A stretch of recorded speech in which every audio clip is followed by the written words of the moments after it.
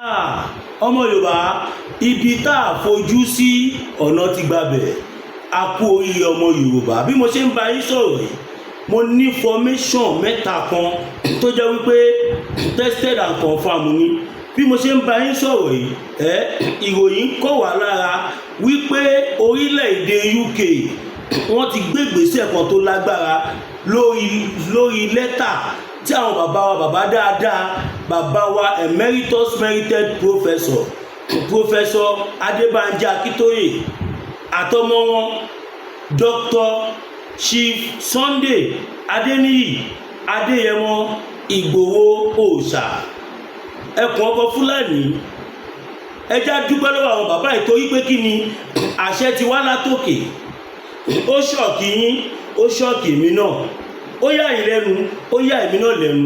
Ẹgbẹ́ mo sọ̀rọ̀ kan mo ní ibi tá a fojú sí ọ̀nà ti gbabẹ̀. Bí mo ṣe ń bá yín sọ̀rọ̀ yìí ìròyìn kọ́ mi ẹjọ́ bá mi share fídíò yìí. Mo fi Ọlọ́run bẹ̀ ẹ wò ìròyìn ayọ̀ ni o, trust me.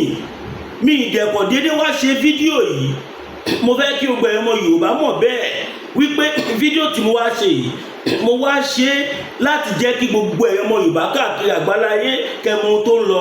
Ìdí nìyẹn tẹ́ ṣe gbọ́dọ̀ share fídíò yìí, tẹ́ ṣe gbọ́dọ̀ máa pariwo wípé òmìnira la fẹ́. Tí n bá sọ fún yín pé náà ń jó lórí omi ẹni lọ kéwẹ̀ wá torí pé kí ni mo máa sọ àwọn ògidì ọ̀rọ̀ fún yín tínú yín á dùn. Kódà ẹni tó sọ pé òun ò fẹ́ Yorùbá nation tẹ́lẹ̀ látara information tí mo fẹ́ sọ yìí ó dá mi lójú wípé láì ṣe pé ẹnì kankan ti ẹ̀ bá sọ kankan ó máa declare support fún Yorùbá nation. Ẹ gbàgbọ́ ó ṣọ́ọ̀kì mi náà. Àbájọ táwọn bàbá wa ṣe ń pòwe pé ẹni tó ṣe ohun tó dùn ẹ́ lénìí ó lè dọ̀la kó ṣe ohun tó máa dùn mọ́ ẹ nínú. Ẹ̀yin bàbá wa káre láyé Yorùbá kábíyèsí Elédùmarè. Mo máa ń sọ ìran Yorùbá ò kì í ṣe ìran lásán. Ìran Yorùbá kì í ṣe ìran ẹni tí kì í ṣe ìran tọ́lọ́hun kẹ́yìn sí. Ìran tọ́lọ́hun fẹ́ làwa Yorùbá. Ẹ gbà mí gbọ́, ṣé gbogbo wa la rántí lẹ́tà diplomatic powerful letter tí bàbá wa Professor Banji Akíntóyè tí wọ́n kọ on behalf of our ọmọ Yorùbá tí wọ́n fi rán bàbá wa olóyè Sunday Igboho lọ sí UK. Ó mà ti ṣèso rere, like seriously ó ti ṣèso rere. Àwọn àgbààgbà Yorùbá kan pè mí tí mi ní fẹ́ dárúkọ wọn, ẹ má bínú. Wọ́n pè mí wọ́n ní must be ìjọ mọ̀rí tí a ṣe pè ẹ́ torí a rí pé òun tọ̀pasẹ̀ Ọláyọmí Kóìkì, ó dẹ̀ ń tọ̀pasẹ̀ bàbá Professor Banji Akíntóyè, òun tọ̀pasẹ̀ bàbá wa ọmọ Adéyẹmọ. Ó ṣeé ṣe kí wọ́n ti pè àwọn mídíà míì náà, I don't know, but I am speaking for myself and for my fans. Wọ́n ní must be àsìkò táwọn wà yìí àti ẹ̀níjà ti bẹ àwọn táwọn jọba táwọn jólóṣèlú táwọn jẹ́ religious leader. Wọ́n ní pàkúté ti mọ́ everybody lọ́wọ́. Bí wọ́n ṣe lo statement yẹn nìyẹn o. Mo wá níbi báwo pàkúté báwo. Ṣẹ́yìn bàbá wa ṣiṣẹ́ lọ sínú oko ni at least gbogbo ala mọ̀ pé Ìgbòho ní gbogbo yín wà. Wọ́n ní rárá ọmọdé ń ṣe ẹ́. Wọ́n ní ṣé mi mọ̀ pé lẹ́tà tí Professor Banji Akíntóyè kọ yẹn ó lágbára débi wípé UK àti UN wọ́n ti host meeting tó tó 3 sí 4 allegedly. Mo gbọ́ bẹ́ẹ̀ ni mi sí bẹ́ẹ̀. Ó jẹ́ kí n sọ ṣàkó ni ṣùgbọ́n torí pé wọ́n sọ fún mi ni so I have to be on the safe side pé allegedly. Wọ́n ní wọ́n ti pe meeting tí ó ṣọ̀rọ̀ 5 sí 6. Kí dẹ̀ ni wọ́n sọ? Ohun tí wọ́n ń sọ kò kọjá ọ̀rọ̀ lẹ́tà tí bàbá ṣé mo kí mo sọ kankan. Mo ní in the history of mankind ọlọ́run dẹ̀ ṣe bàbá wa Professor Banji Akíntóyè wọ́n sọ̀rọ̀ yẹn jáde láti báàkì nǹkan tí mo sọ pé lóòótọ́ ni ohun táwọn kọ sínú lẹ́tà yẹn in the history of man kò tí ì sẹ́ni tó lo diplomatical tó provide the diplomatical content tó bẹ́ẹ̀ wọ́n ní as a matter of fact ibi tí lẹ́tà yìí lágbára dé a sọ fún wọn pé ẹ tú wálẹ̀ àbẹ má tú wálẹ̀ àwọn nǹkan tó wà bẹ́ẹ̀ kọjá bẹ́ẹ̀ tó jẹ́ wípé ó jẹ́ ìdí tá a fi gbọ́dọ̀ pín ní dandan wọ́n ní ẹ má bínú dáadé ṣé mo lè rìkọ́ọ̀dù yín wọ́n ní tí bá ti rìkọ́ọ̀dù àwọn pàwọn ni pé àwọn ò ní bá mi sọ kankan mọ́ táwọn bá ti gbóhùn àwọn níta wọ́n náà nǹkan táwọn sọ yìí ìtó bá ṣe sọ síta níbẹ̀ kí n sọ ìtó bá dẹ̀ ṣe sọ kí ṣe kí ni kí bá wọn kọ̀ọ̀kan tí wọ́n dárúkọ wọn fún mi kí bá wọn sọ ó dàbò ń gbọ́ yín dáàdì wá wọ́n ní lẹ́tà tẹ́ mú lọ yẹn ó ti dá ọ̀pọ̀lọpọ̀ nǹkan rú láàrin Nàìjíríà àti gbogbo àgbáyé ó ti tú àwọn okùn kan lọ́rùn àwa ọmọ Yorùbá kódà àti Nàìjíríà pẹ̀lú oríṣiríṣi orílẹ̀-èdè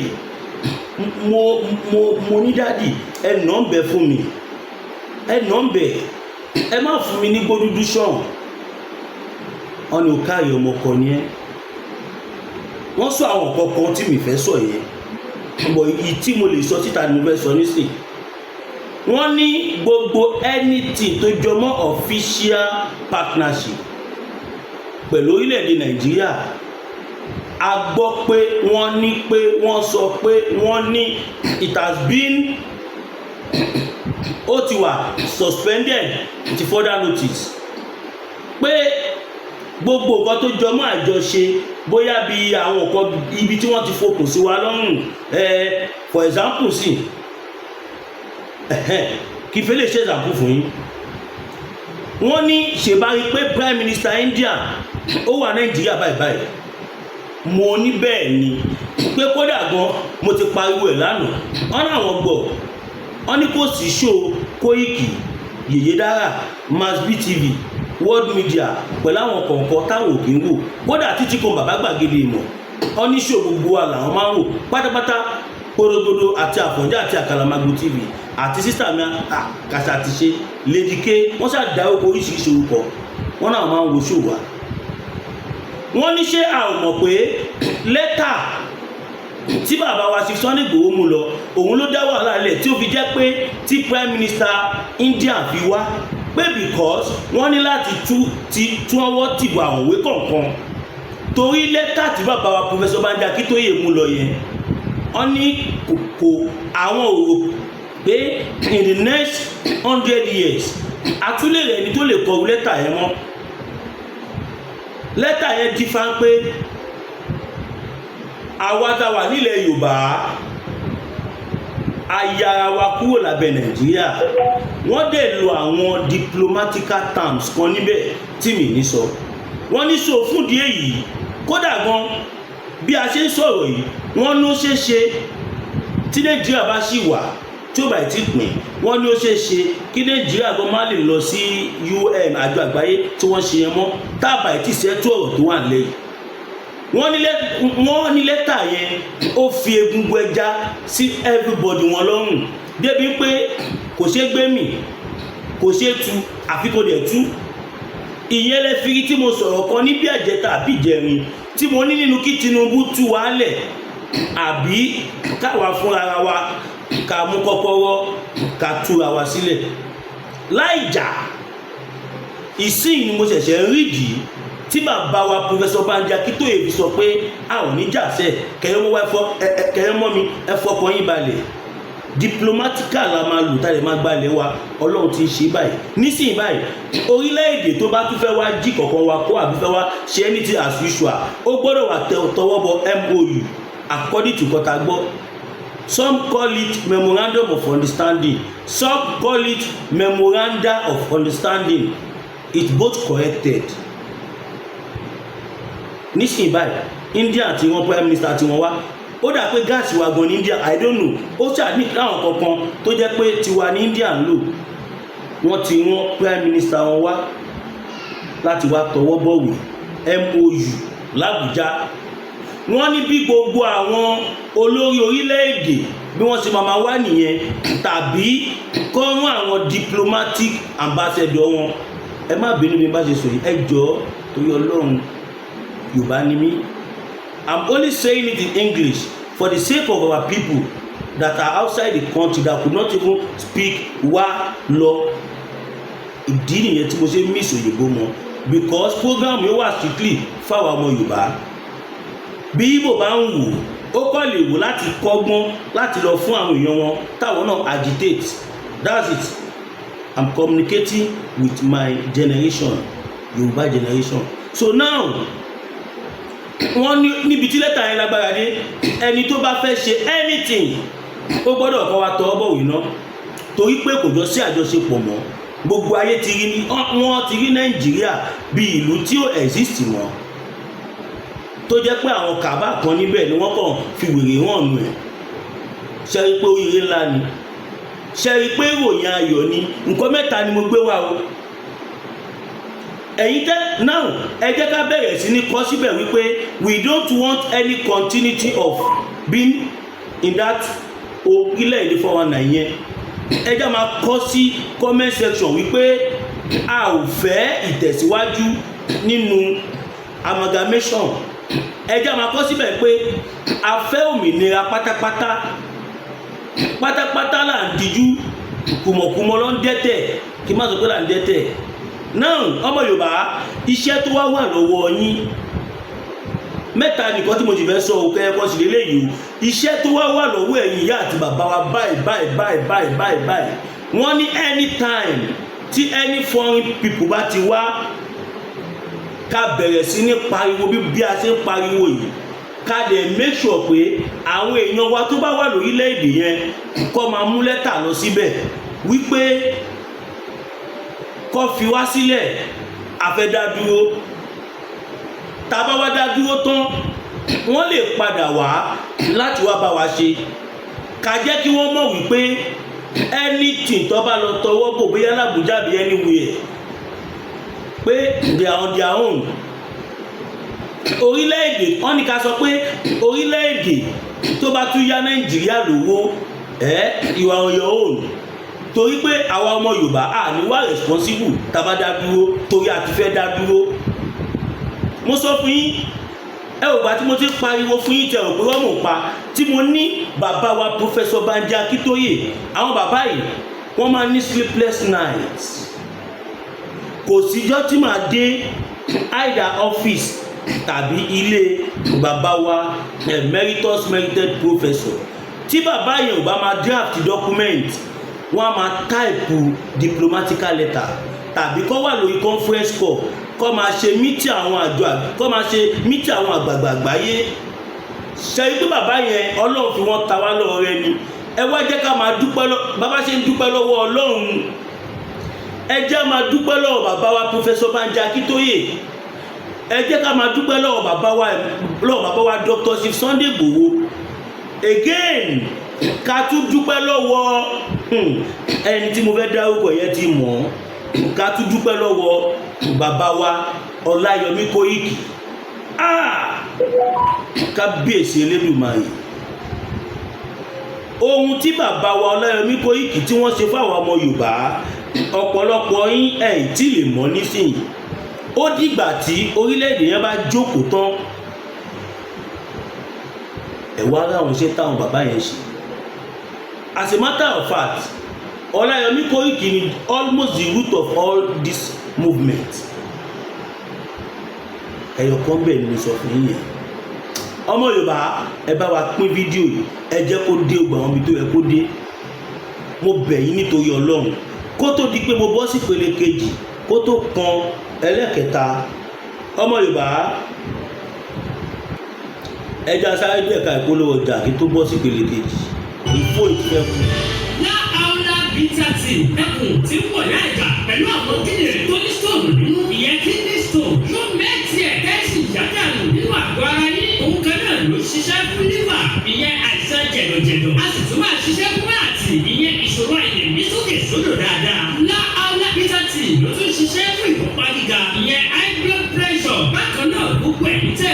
ìṣòro ìṣètò tí a mọ̀ sí prostate cancer gbogbo àwọn àìsàn tá a là kalẹ̀ ní pátápátá òun ni láhàúlá agbábítàtì yóò bá wà dáadáa ìṣòro ara yóò kọ́ láhàúlá bítàtì òun ni kẹ́ ẹ̀ gbígbóra láti wá egbòogi láhàúlá bítàtì rà àbí tẹ́ ẹ bá fẹ́ mọ ibi tí wọ́n tẹ̀dó sí ẹ mẹ́sẹ̀jì wọn lórí àwọn WhatsApp numbers yìí +447-4245-27137 tàbí àwọn Nigerian numbers yìí 08033194355 tàbí 08026265000 kò bá ráyè inú ẹ̀jẹ̀ tí kàjẹ̀gbọ̀n lọ́wọ́ láhàúlá bítàtì gbèrúra kò rí ìyàtọ̀ ọbẹ̀. Ẹ káàbọ̀ padà yín ènìyàn wa kó tó di pé a máa kọ̀ntínú ìfẹsàrí ṣàlàyé kọ̀ọ̀kan fún yín ṣe rí iléeṣẹ́ igbó tí wọ́n ń ṣe àgbo yìí láhàúlá bítàtì ó jẹ́ iléeṣẹ́ tó ń ṣe oògùn àdódùn pẹ́ lórí ẹ̀ bóyá nǹkan ọmọkùnrin yẹn kéré ó wá fẹ́ kó bọ́ sí sáìzì tó fẹ́ láì ní any medical side effect ẹ pé láhàúlá bítàtì bóyá o fẹ́ máa kàn lé gbọ̀ngbọ̀ngbọ̀n kò gun orí ìyá wa kó máa lò ṣẹ́jú mẹ́wàá inú ìyá wa ò ní dùn sí kódà ọkùnrin mi ò lè ṣèṣẹ́jú kan ẹ pé láhàúlá bítàtì mo lè fọ́ ọ̀rọ̀ sọ̀yà ìyá ẹ káàbọ̀ padà ẹ̀yin ènìyàn wa so now mo kọ́ fẹ́ play video kan fún yín kí n tó wá bọ́ sí ibi eégún láti ń kẹ́yìn ìgbàlẹ̀ ọmọ Yorùbá rẹ ti ń ojú everybody ti là ǹjẹ́ you believe pé nǹkan tí wọ́n ní UK ṣe yẹn ǹjẹ́ believe pé wọ́n lè ṣe ǹjẹ́ ẹ lè believe torí a gbọ́ pé wọ́n ti tọwọ́ bọ amalgamation ohun tí wọ́n wá ṣe nísìnyìí ó ti force gbogbo country láti wá rí ní àdéhùn wọn ní bọ́bá àwọn àgbààgbà tó pè mí yẹn ni kódà àwọn tó bá mi sọ̀rọ̀ fẹ́ẹ̀ lé 8 tó dẹ̀ kó gbogbo wọn ní gbogbo yín mọ̀ ìgbà tó ń bá mi sọ̀rọ̀ gbogbo àwọn wọn ní àfọ́gbọ́n ilé tó ń gbọ́n mo ní bàbá mi gbọ́n mi trust yín ni mo ń bá yín sọ̀rọ̀ yìí wọn ní mo ní bẹ́ẹ̀ ni wọn ló dáa pé inú àwọn spirit àwọn kọ́ni káwọn sọ fún mi kí n lè sọ now ẹ wo ìgbésẹ̀ tí wọ́n gbé tí a ò rò pé wọ́n lè gbé láyé yìí lálákọ̀ọ́kọ́ láàrin èmi àti ìyẹn ìyá wa kí ló ń jẹ́ Nàìjíríà is there anything called Nigeria gbogbo tẹ́ bá mọ̀ nípa ìbéèrè ẹ tètè máa kọ síta sí comment section ẹ jẹ́ play video kan kí o gbàgbé wo video yìí. Nigeria, there is no language called Nigeria. There is no land called Nigeria. There is no language called Nigeria. There are no people called. ẹ máa gbọ́ o ó ní there is no land called Nigeria. ó ní kò sí èdè tó ń jẹ́ Nàìjíríà. ó ní kò dẹ̀ sí àṣà tó ń jẹ́ Nàìjíríà. tàbáwo lọ wò bọ̀ ń tọ́ sọ yìí tó bá jẹ́ òótọ́ ni ẹ bá wa kọ sí comment section tó bá jẹ́rọ́ ni ẹ bá wa kọ kábọ̀ sí bọ̀ sí gbogbo ara gbọ́ nípa Nigerians, we are only deceiving ourselves. We are not Nigerian. Okay, where is Nigeria? ẹ má bínú n fẹ́ dá kẹ́ńsì kí ẹ lè gbọ́ fún ara yín. No land called Nigeria. There is no language called Nigeria. There are no people called Nigerians. We are only deceiving ourselves. We are not Nigerian. Are we not deceiving ourselves? If we are one, ṣé Fúlàní a máa pàṣẹ?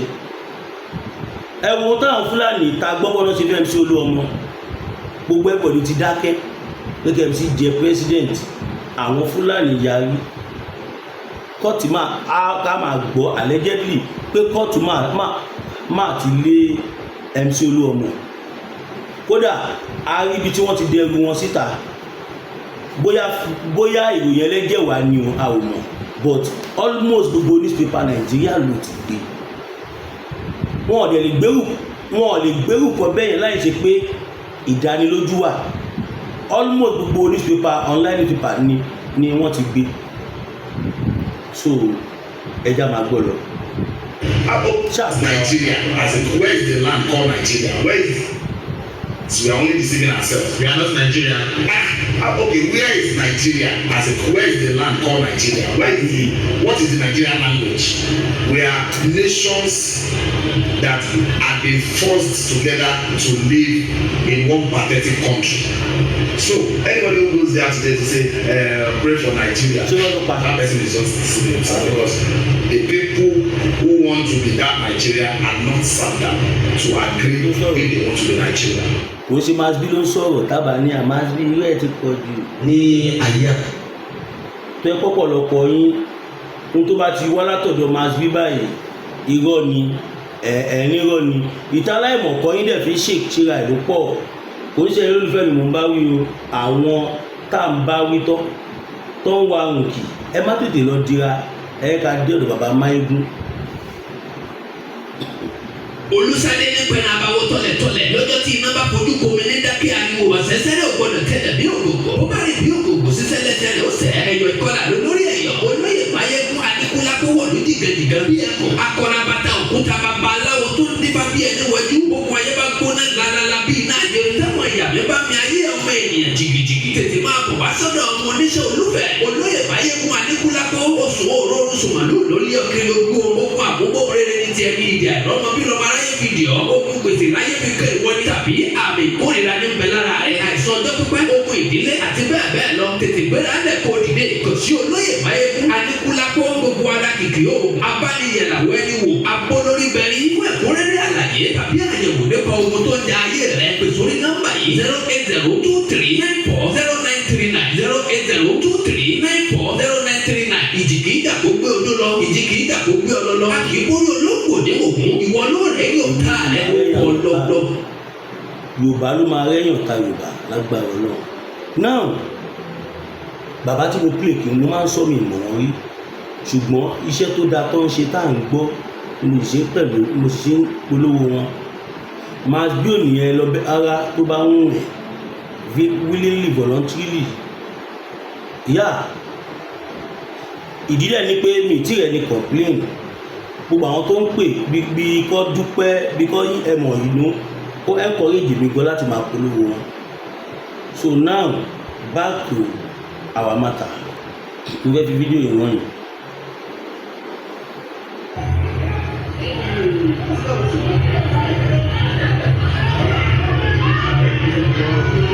ṣùgbọ́n ẹ kọ́ gbé kọ̀ọ̀kan kí lẹ mọ̀ tí wọ́n gbé yẹn.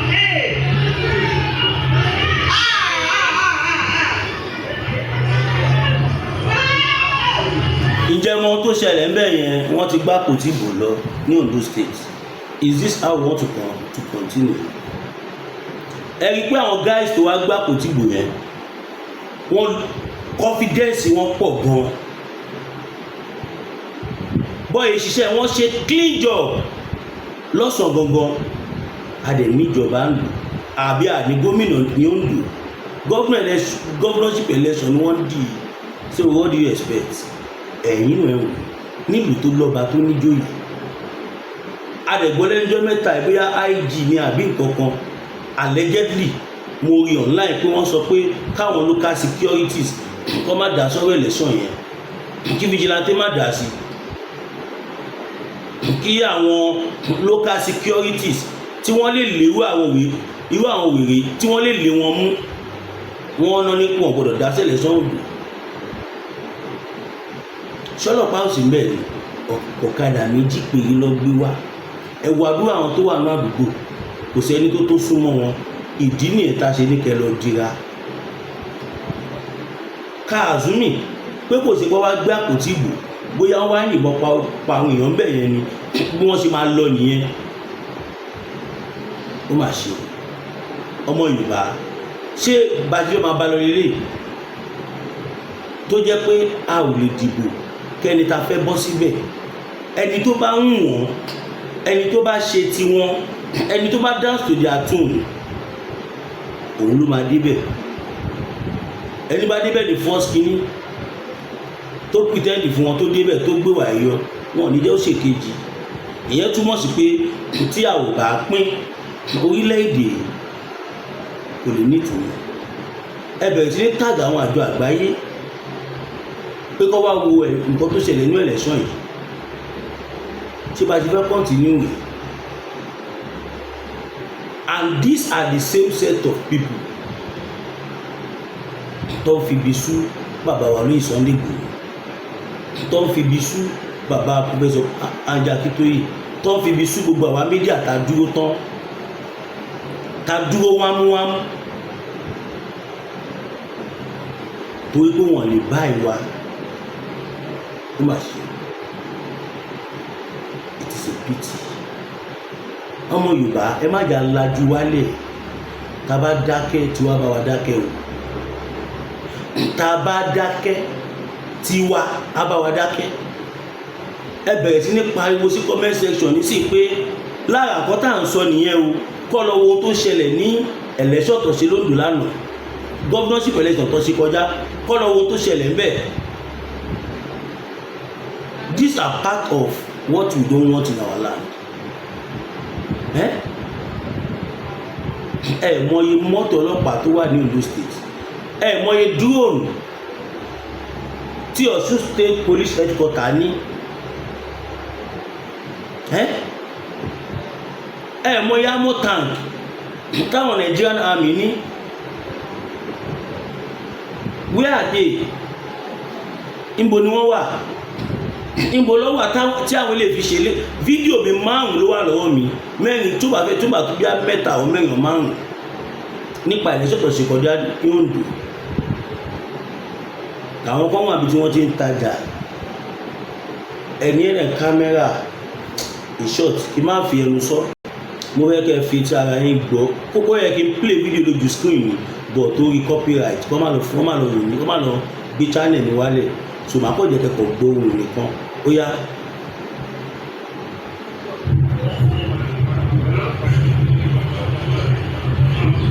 Wọ́n lé ọlọ́pàá gbogbo dìde.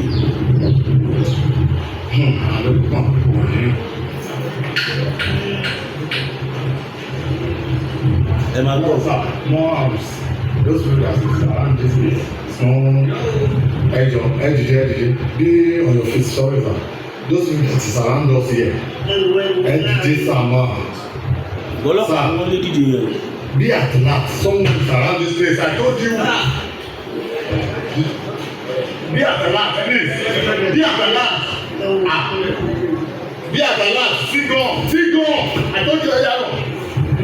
I can't go. Be at large. Kí ló fẹ́ play jù bẹ́ẹ̀ lọ? Kọ́ máa lọ gbé irisí, kó máa lọ gbé kínní ìwálẹ̀. Ẹ̀wù bọ́ sí nínú ìbọn. Mélòó ló ń mú wọn? Mélòó ló ń mú wọn? Mélòó ni wọ́n mú nínú wọn? None. Ẹ̀wọ̀ kan wọ́n bó ṣe balẹ̀. Daylight time ọ̀sán gangan ni o.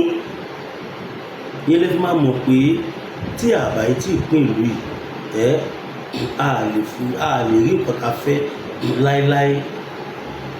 Ìyẹn bẹ́ẹ̀ lẹ́gbẹ̀ẹ́ kan à ń sọ fún yín pé àwọn Fúlàní wọ́n ṣe ní ta lè bá gbé ẹni wọ́n là ń pa. Màá play fídíò kan fún yín sí tí gbogbo wa jọ máa gbọ́. Òun láyé sọ fún yín pé òun ṣe gbogbo ẹni tó ń sọ Yorùbá ní Yorùbá. Ọ̀pọ̀lọpọ̀ àwọn míì wà tó ń sọ Yorùbá tó jẹ́ wípé Fúlàní ni wọ́n, ìwọ̀n Fúlàní ni wọ́n. Irú Rashidi Àkànbí nísìn, kí l'assurance pé Rashidi ò ṣe Fúlàní tó wó ṣùṣù tó gbé Fúlàní síbí? Wọ́n ní ẹgbẹ́ ẹyẹ lẹyẹ ń wọ́tọ̀, ẹgbẹ́ ẹyẹ lẹyẹ ń wọ́tọ̀. Bí gbogbo ilẹ̀ Yorùbá ṣe tóbi tó, kan òróbìnrin Yorùbá, òbó Fúlàní ló wọ́n mọ́ wọn lójú. Wọ́n torí òbó Fúlàní tí wọ́n fẹ́ dún, wọ́n torí owó, wọ́n torí bákọ̀, wọ́n torí oríṣiríṣi. Wọ́n lọ fẹ́ ọmọ Emir Adóbayàwó. Gbogbo alamọ̀pá Adóbayàwó lára àwọn kàbáyé, lára àwọn nǹkan tó ń fi Olúwo lọ́kàn balẹ̀ nìyẹn. Tó yẹ mo ṣe wọ̀ yìí tẹ̀ ń pariwo Olúwo, ṣé ẹ̀ẹ́kẹ́ rí pẹ̀lú president, rí pẹ̀lú àwọn kàbá ńláńlá? That's it. So ẹ jẹ́ play video kẹ́lẹ̀ bọ̀ fáwọn Fúlàní wọ́n dìdí wà láti máa pa wá ni. It's not a mistake. irọ́ lẹ pa màá sọ̀rọ̀ yìí kódà màá pìlẹ̀ fáwọn èèyàn ẹ kí sáré gbọ́ kí a tó rán lọ. Kí n tó play fídíò yìí mo bẹ̀ yín ẹ má gbàgbé mo ní ẹ fún wa ní support YouTube channel pàtó pé studio wa a need the support a fẹ́ kúrò bí ta wà yìí a fẹ́ ra ó ṣàwọn iṣẹ́ tó ní ọlọ́kan òjọ̀ kan ẹ má wò mí ràn ẹ fún mi super sticker ẹ fún mi ní super chat kẹ̀yìn náà àwọn fọmíṣọ́ tí mò ń gbé wa àìmọye àwọn fọmíṣọ́ tó yẹ kó tún jù bẹ́ẹ̀ lọ tó yẹ ká sọ ṣùgbọ́n nítorí bá ń ṣe kúkúkúkú adúpẹ́ ní ọwọ́ ẹ̀yìn tí ẹ ti náwó sí wa sẹ́yìn ẹ ṣe àdúpẹ́ kẹ má wò mí níhàn fẹ́yìn tẹ bá fẹ́ support wa tó láti rí àwọn tó ń kọ drop your account 02141687040 02141687040 GTBank Williams Olúwatósìn Zanu tí ẹ ò bá rí àkáǹtì yẹn kọ ẹ pè mí sórí +229 5774 7970 +229 5774 7970 nọ́mbà tí mo ń lò gbà tí mo wà pé tó ní mo ṣe ń lò ó pọ́sibù pé ní ọ̀sẹ̀ yìí ni màá tún ìṣẹ̀ sí ti Nàìjíríà ṣùgbọ́n pé ẹ máa gbọ́. ẹgbẹ́ sókè. ìyára jẹ nǹkan ọmọdé mi gbà yín pé gbogbo tẹ́ bá ṣàṣe ẹ má ṣe ní pé ẹ ṣe lọ tẹ́ bá ṣe lọ ẹ máa regret ẹ. kó tó di pé mo pílẹ̀ ọ̀rọ̀ yìí tán ẹni yìí ìkọ́nú àwọn àfáà ńláńlá tó lórúkọ ilẹ̀ Yorùbá ni mi mọ̀ rí mi ìdẹ̀ fẹ́ mọ̀ tó ń sọ Yorùbá lẹ́nu tẹ́ òpin Yorùbá ni ọ̀rọ̀ tó sọ yìí nísìn mo wá fẹ́ kẹ́ decide sí comment section ṣé Fúlàní ni àbí Yorùbá ni ó yá ẹ máa bá wa ká lọ. a dùn bí ajé ìfọlọ́sílẹ̀ a dùn bí. ẹ má gbọ́ o. a ṣe ní pé ẹ ṣe lọ tẹ́ bá ṣe lọ ẹ máa regret ẹ a pa ibi ajé a dùn bí ajé ìfọlọ́sílẹ̀ a dùn bí ajé a dùn yín tìrantìran a dùn bí ẹran. ẹjọ́ àgbàlagbà tó ti lágbàlagbà ọlọ́pàá. ẹ jẹ́ kó sọ̀rọ̀ náà à ń lè dá ṣiṣẹ́ sọ àgbéga. kò délẹ̀ ẹ lọ bí ìlọ́wọ́ àwọn bàbá yín ẹ̀yin náà máa regret ẹ. ó sọ fún wa automatically pé àwọn ti dú àwọn baba ńlá baba wọn ó sọ fún wa automatically pé àwọn dídì pa àwọn baba ńlá baba wa àbí kílẹ̀ yìí statement kò ìtọ́ o kílẹ̀ yìí sí ẹ bàbá mi ká lọ. ẹgbẹ́ òṣùgbé kí la fẹ́ regret kí nìkan tá a ṣe SSY àtẹ̀mí sọ pé máa tú àbí adìyẹ. SSY ló ń bọ̀ àtún yín náà ni èkó lè tẹ̀ ṣe ẹ má wọlé ṣáàjì kó ṣẹlẹ̀ ẹ má wọlé ẹ má regret ẹ. nǹkan tá a ṣe ní ẹgbẹ́ torí ẹ̀ tú àbí ẹ má wọlé ẹ má wọlé tí táìmù bá tó ẹ má rí ìrànwọ́. táìmù wo ló fẹ́ táìmù náà dẹ̀ ní tó. bẹ́ẹ̀ ni tó bá kọ̀lá tó kọ̀lá. nǹkan tá à ń sọ gbọ̀ngàn nìyẹn pé àwọn pípò yìí. drop ẹ̀ ní àbọ̀nù drop. mi ò sì fẹ́ drop ẹ̀ ní gbogbo send request pa. nǹkan tá à ń fẹ́ láti sọ fẹ́ yìí. kò yẹ kẹ́ drop máa yọ. wọ́n drop ẹ̀ I don't think so mi ò ẹjọ́ bẹ́ẹ̀. tó sọ̀rọ̀ dáadáa ẹ take picture nǹkan tó sọ ká fi post ẹ̀. kò mọ̀ pé àwọn tó ń bóun sọ̀rọ̀ ẹ gbọ́ dùn.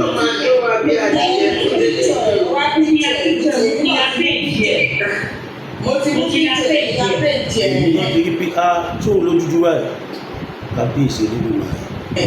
àmà nǹkan tó sọ ẹ káwa kọ̀ tiẹ̀. eléyìí tí wọ́n máa fà ní tipẹ́ tó fi ní boldness láti ẹ̀wọ̀ ojú ẹ̀yìn ẹ̀ ti ojú ẹ̀yìn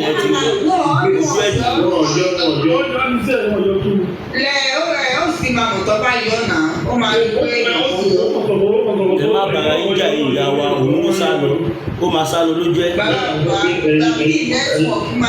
tún fídíò ìsìta ẹ jẹ́ kí wọ́n pa àwọn Fúlàní wọ́n ní ìdíwà pa wọn.